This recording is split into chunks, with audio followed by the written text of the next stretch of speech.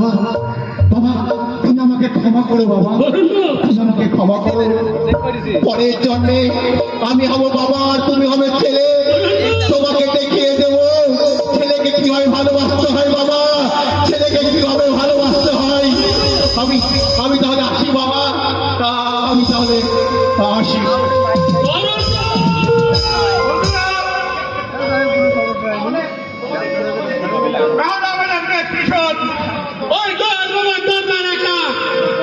তোমরা প্রস্তুত হয়ে থাকো, আমরা নতুন করে আর এই দেশে পাঠানকোট, পুলবামা, সন্দেশকারী, তাজ হোটেল কোনো কিছু ঘটতে দেব না।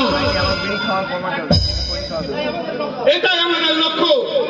জয় হিন্দ, বন্দে মাতরম। সোনার দে রয়ে গেল রে এই বিকাশ দত্ত সে।